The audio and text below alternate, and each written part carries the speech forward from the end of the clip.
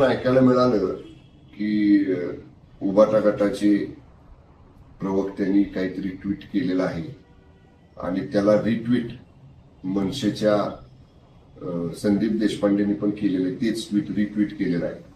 त्यामुळे ठीक आहे, आतापर्यंत त्यांची दोन वेगवेगळे मोर्चे तारखा डिक्लेअर झाल्या होत्या. आता नंतर राऊत सांगतायत माध्यमांना की आमचं नंतर बोलणं झालं आणि मग एकच मोर्चा काढायचं ठरलं. पण मुळात ज्या विषयावरती ते मोर्चा काढतायत त्या विषयाबाबतीतला निर्णयच राज्य सरकारनं कुठला अंतिम घेतलेला नाही. या बाबतीत माननीय मुख्यमंत्री, राज्याचे प्रमुख आदरणीय देवेंद्रजी फडणवीस साहेबांनी काय सांगितलं की महाराष्ट्रात सक्ती ही मराठी भाषेची आहे आणि इतर भाषा ऐच्छिक आहेत. आता मला सांगा, त्रिभाषा सूत्र जी केंद्राची एज्युकेशन पॉलिसी आहे, शैक्षणिक धोरण आहे, हे आत्ता नाही आलेलं, हे मागच्या पंचवार्षिकमध्ये आलेलं आहे. आम्ही त्याही काळात मंत्रिमंडळामध्ये मंत्री होतो आणि त्यावेळी केंद्रानं राज्याचे सगळे याच्या बाबतीतले अभिप्राय मागितले होते, कोणाची संमती आहे आणि कोणाची संमती नाही. त्यावेळी माननीय उद्धव ठाकरे साहेब मुख्यमंत्री होते आणि माननीय उद्धव ठाकरे साहेबांनी त्याच्यासाठी माशेलकर समिती एक नेमली आणि माशेलकर समितीनं त्याच्या बाबतीतला अभ्यास करून सरकारला अहवाल द्यावा. माशेलकर समितीचा अहवाल आला आणि केंद्राची त्रिसूत्री स्वीकारण्याची शिफारस ही माशेलकर समितीने केली आणि ती शिफारस राज्याच्या मंत्रिमंडळानं स्वीकारली. कोण होते त्यावेळी मुख्यमंत्री? माननीय उद्धव ठाकरे साहेब मुख्यमंत्री होते. म्हणजे जे स्वतः मुख्यमंत्री असताना जी त्रिभाषा सूत्री त्या माशेलकर समितीच्या शिफारशी स्वीकारल्या, तेच म्हणतात आता की आमचा ह्याला विरोध आहे. म्हणजे किती कॉन्ट्रावर्सी आहे. केवळ लोकांची दिशाभूल करायची आणि लोकांच्या मनामध्ये आत्ताच्या सरकारबद्दल गैरसमज निर्माण करायचा आणि भाषेमध्ये तेढ निर्माण करायचे. अहो, शेवटी मराठी भाषेला अभिजात भाषेचा दर्जा हा माननीय मोदी साहेबांच्या सरकारनेच दिला ना. इतके प्रयत्न झाले याच्या पूर्वीच्या सरकारमध्ये पण कुणी दिला नाही. पण माननीय मोदी साहेबांच्या सरकारने महाराष्ट्रातल्या मराठी भाषेला अभिजात भाषेचा दर्जा दिला. त्यामुळं महाराष्ट्रात मराठी भाषेचं स्थान हे पहिल्या क्रमांकावरच राहील. कुठेही मराठी भाषेला म्हणजे असं डावललं जाण्याचा प्रश्नच निर्माण होत नाही. आणि माननीय मुख्यमंत्र्यांनी सांगितलं की मराठी भाषेचीच सक्ती महाराष्ट्रामध्ये असेल. त्यामुळे हे जरी एकत्र येऊन मोर्चा काढत वगैरे असले तरी ज्या कारणासाठी मोर्चा काढतायत त्या कारणाबाबतीतला या सरकारनं कुठलाही वेगळा निर्णय घेतलेला नाही. या मोर्चाचा भविष्यातल्या राजकारणावर काय परिणाम होईल? मुंबई महानगरपालिका आहे, दोन्ही ठाकरे एकत्र आले. स्थानिक स्वराज्य बघा, मोर्चा एखाद्या विषयावरती दोन वेगवेगळे मोर्चे जाहीर करणं आणि मग पुन्हा चर्चा करून दोघांचा एकत्र मोर्चा काढणं वेगळं आणि निवडणुकीला एकत्र येणं वेगळं. मोर्चा हा 2-4-5 तासाचा असतो आणि निवडणुकाला एकत्र येताना पुढच्या 5 वर्षाचं नियोजन करायचं असते. त्यामुळं निवडणुकीच्या बाबतीत त्यांच्याकडनं अधिकृत भूमिका येऊ द्यात, उबाटाकडनं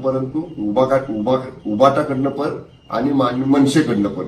जेव्हा त्यांची अधिकृत भूमिका येईल या बाबतीत तेव्हा आम्ही बोलू. पण महाराष्ट्रामध्ये शिवसेना, भारतीय जनता पक्ष, राष्ट्रवादी काँग्रेस पक्ष यांची जी आता महायुती आहे, या महायुतीनं आत्ताच्या विधानसभेला जसं घवघवीत यश मिळवलं तसंच यश किंबहुना त्यापेक्षा अधिक चांगलं यश येणाऱ्या स्थानिक स्वराज्य संस्थेत आमच्या महायुतीला मिळेल आणि आमचं त्या दृष्टीनं नियोजन सुरू आहे. हिंदी सक्तीवरून राज ठाकरे, उद्धव ठाकरे एकत्र येत आहेत, मोर्चा काढणार आहेत सोबत. चांगली गोष्ट आहे.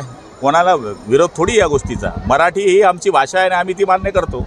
विषय हिंदीचा आहे आणि हिंदीच्या बाबतीमध्ये हा सामूहिक निर्णय झाला पाहिजे अशी सगळ्यांची इच्छा आहे. त्यामुळे मला नाही वाटत की याच्यामध्ये कोणाला विरोध आहे. याच्यावरून संजय राऊत म्हणतायत की एकनाथ शिंदे आता कुठे लपून बसलेत. कोण? संजय राऊत. अरे, एकनाथ शिंदे तर तुझ्या छातड्यावर आहे बाबा सोन्या. तू काय एकनाथ शिंदेच्या नादी लागला? अजून काय शुद्धीवर नाही आला का तू? दोघी एकत्र येणं हे आता पुढे कायम राहील असं वाटतं तुम्हाला? महापालिका हे बघा, शेवटी ज्याची त्याची स्वतंत्र विचार करण्याची देवानी बुद्धी दिलेली आहे आणि कोणी कोणत्या पक्षाने कसा निर्णय घ्यावा या पक्षप्रमुखांचा विषय आहे. दोघं जण पक्षाचे प्रमुख आहेत, ते जे निर्णय घेतील ते घेतील. जळगाव महापालिकेच्या निवडणुकामध्ये युतीमध्ये कुठेतरी वातावरण तापल्याचं बघायला मिळतंय. कारण असं काही वातावरण तापलेलं नाही. अजूनही कुठली बोलणी झालेली नाही आणि कोणी एखाद जण बोललं म्हणजे सगळं काही होतं असं नाही आहे. ही राज्याची पॉलिसी आहे. राज्यामध्ये जी पॉलिसी ठरेल ती आम्ही ठरवू. त्याच्यामध्ये जागा वाटपाचा विषयामध्ये ह्या गोष्टी होत राहतात. आम्ही 50 मागणार, ते 25 म्हणणार, ते 30, आम्ही 45 मागणार, ते 30 म्हणणार. हे चालणार आहे आणि हे काय आजच होतंय असं नाही आहे. पण नाही झालं तर थेट स्वबळाचा इशारा तुमच्या जिल्हाध्यक्षांनी दिला आहे. जिल्हाध्यक्षांनी म्हटलंय ना, मी थोडी म्हटलंय, राजू मामानेच म्हटलं होतं ना 18 जागा द्यायचं. ते गिरीश महाजनांनी थोडी म्हटलं होतं. त्यामुळे आम्ही म्हणू जे म्हणू. ठीक आहे. शरद पवारांनी एक सूचक वक्तव्य केलं आहे दोन्ही राष्ट्रवादी एकत्र येण्याबाबत. जर सगळं विसरून जर कोणी एकत्र येत असेल तर चांगलंच आहे. ती एकत्र आहेच, कोण मना करताय त्यांना, एकत्रच आहेत ते बिलकुल. I love you. ठाकरे कुटुंब एकत्र येत असल्याचं महाराष्ट्रातले जे द्रोही आहेत त्यांची जळफाट झाली असं रोहिणी खडसे म्हणतात. काय दोघं ठाकरे कुटुंब एकत्र येत असल्याने जे महाराष्ट्राचे राष्ट्रद्रोही जे आहेत त्यांची जळफाट झाली ती महिला आहे रोहिणीताई आणि आमच्या जिल्ह्याची. नाही तर मी माझ्या उत्तर असं भारी दिलं असतं ना, विचारच करावा लागला. उद्घाटनासाठी आलात आणि खत वाटप सुद्धा कार्यक्रम आहे, काय सांगाल? सिद्धेश ब्रिजच्या मोफत खत वाटपाच्या कार्यक्रमाला मी आता या ठिकाणी उपस्थित होतो. अतिशय चांगल्या पद्धतीनं तो दरवर्षी कार्यक्रम करत असतो. 2000 शेतकऱ्यांपर्यंत पोहोचत असतो आणि आपल्या सहकार्याची ताकद आपणच उपस्थित राहून वाढवायची असते आणि म्हणून त्याच भावनेने या कार्यक्रमाला मी उपस्थित आहे. साहेब, जर आपण राज्यामध्ये आता बघितलं तर मराठी भाषेचा हिंदी सक्ती विरोधाची आता आंदोलनं वगैरे सुरू आहेत. 5 जुलैला सगळे एकत्र येणार आहेत आणि विराट मला असं वाटतं की 5 तारखेला राजसाहेबांनी जाहीर केलेला मोर्चा होता आणि 7 तारखेला युबीटीनं जाहीर केलेला मोर्चा होता. आता युबीटी राजसाहेबांच्या मोर्चामध्ये सामील होते असा त्याचा अर्थ आहे ना. हो. पण या मोर्चामध्ये सामील होत असताना तुम्ही जो सक्ती हा शब्दप्रयोग या ठिकाणी केला, हिंदीची कुठेही सक्ती केलेली नाही, हिंदी कुठेही अनिवार्य केलेलं नाही, हे मला पुन्हा एकदा सरकारच्या माध्यमातून इथं सांगायचं आहे. आणि दुसरी महत्त्वाची गोष्ट सांगायची आहे की हिंदी सक्ती हा शब्द कुठनं आला हे काल देखील मी सांगितलेलं आहे. हिंदी सक्ती हा शब्द डॉक्टर माशेलकर साहेबांची जी समिती होती, जी फेब्रुवारीमध्ये 22ला ज्याचा अहवाल सबमिट झाला, त्याचवेळी उद्धव बाळासाहेब ठाकरे शिवसेनेचे पक्षप्रमुख हे राज्याचे मुख्यमंत्री होते, त्यांनी हा शब्द स्वीकारला आहे. त्यांनी हिंदी सक्ती केली, हा जो अहवाल होता तो स्वीकारलेला आहे आणि तीच लोक आज राजसाहेबांची गर्दी जमणार आहे म्हणून तिथं सहभागी होत आहेत.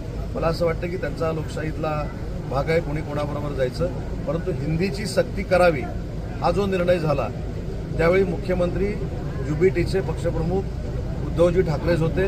परंतु आता फक्त त्यांनी ती सक्ती केली होती ती लोकांसमोर येऊ नये म्हणून त्यांनी कदाचित 5 तारखेला त्या मोर्चामध्ये जाण्याचा निर्णय घेतला. या मोर्चा दरम्यान जे दोन्ही एकत्र येणार आहेत, राज ठाकरे उद्धव ठाकरे, याच्यावरती सरकारवरती काही परिणाम होईल का आगामी? सरकारवर आपण कशा अर्थानं म्हणतो, राजकीय दृष्ट्या युती होईल. हो. एखाद्या विषयावर सगळे जर एकत्र येत असतील तर ती युती होत नाही. अजून 5-6 महिने निवडणुकीसाठी आहे. निवडणूक आयोग ज्यावेळी निवडणूक लावेल त्यावेळी खरे जेव्हा एकत्र येतील तेव्हा आपण त्याच्यावर चर्चा करू. उद्या हा मराठीच्या बद्दलचा मोर्चा आहे, तो कोणाचा आहे? तो मनसेनं कुठचाही झेंडा न घेता मोर्चा काढावा जो जाहीर केला होता, त्या मनसेच्या मोर्चामध्ये हे सामील होत आहे. त्याआधी त्यांचा कार्यक्रम तो होऊ दे आणि मोर्चामध्ये सामील होणं ही आंदोलनाची एक प्रक्रिया आहे, लोकशाहीचा भाग आहे. त्याच्यावर टीका टिप्पणी करण्याचा मला काही अधिकार नाही. पण ज्या लोकांनी हिंदीचा सक्तीचा अहवाल स्वीकारला तेच आज हिंदीला विरोध करतायत. तरी देखील आमची भूमिका आहे की हिंदी ही महाराष्ट्रामध्ये सक्तीची नाही, ती अनिवार्य केलेली नाही. कुणी गैरसमज पसरवू नये आणि गैरसमजाला सामोरं जाऊ. आपण जिल्ह्याचे पालकमंत्री आहात. आपण जर बघितलात पावसामध्ये मुंबई गोवा महामार्गाची दुर्दशा अवस्था झालेली आहे. आरवलीच्या ठिकाणी बघितलं तर मोठमोठे तडे गेलेले आहेत. परशुराम घाटाची जी गॅबिनन वॉल आहे ती सुद्धा कोसळली आहे. चिपळूणमध्ये तेवढ्यासाठी उतरलो. नॅशनल हायवेच्या अधिकाऱ्यांना मी बोलवलेलं होतं, त्यांना ज्या काही सूचना द्यायच्या त्या मी दिलेल्या आहेत. परंतु कोकणवासियांना हे देखील मला सांगायचं आहे की जी काही खड्ड्याची समस्या निर्माण झाली ते शेवटचं वर्ष आहे. पुढच्या गणपतीमध्ये चाकरमानी घेत असताना 5 तासामध्ये सिंधुदुर्गामध्ये पोहोचेल, 4.5 तासामध्ये रत्नागिरीला पोहोचेल आणि 3.5 तासामध्ये चिपळूणला पोहोचेल. काही राजकीय नेत्यांची दादागिरी चालणार नाही. सोमय्या म्हणतात अनाधिकृत भूमिके बंद झालेले आहेत, महाराष्ट्रातही बंद झाले पाहिजेत. सोमय्या आपलं वेगवेगळे काम आहे. खत वाटपाच्या कार्यक्रमाला मी आलेलो आहे, त्या कार्यक्रमाला मी शुभेच्छा. एकत्र आल्या तर काही हरकत नाही, चांगली गोष्ट आहे. याच पद्धतीनं दोन्ही राष्ट्रवादी एकत्र येतील का ही चांगली गोष्ट राज्याला.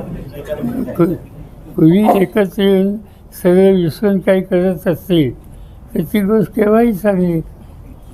दोन भावांच्यात मतभेद असले ते मतभेद विसरून पुन्हा जीवाभावाने त्यांनी काम करायचं ठरवलं तर त्याबद्दल नाराज व्हायचं काही कारण नाही. काका पुतण्यांच्यात मतभेद असतील ते सोडून एकत्र असा प्रश्न.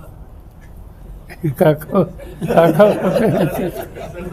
आज सकाळी संजय राऊत यांनी एक फेसबुकवर पोस्ट केली आहे की दोन्ही मोर्चे हे एकत्र निघणार आहे. आगामी काळात हे दोन्ही बंधू जवळ येण्याची नाणी वाटते.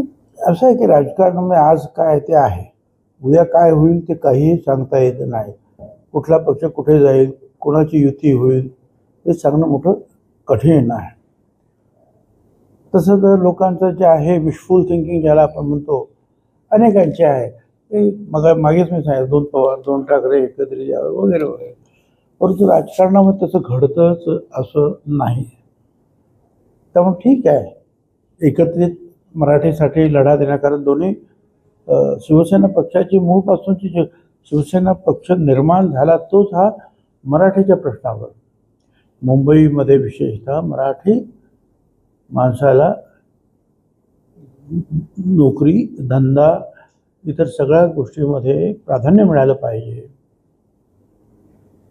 त्यासाठी शिवसेनेत प्रश्न निर्माण केला होता. वसंतदादा पाटील त्यावेळेला एक मुख्यमंत्री असताना म्हणाले होते की महाराष्ट्रात मुंबई आहे परंतु मुंबईत महाराष्ट्र नाही.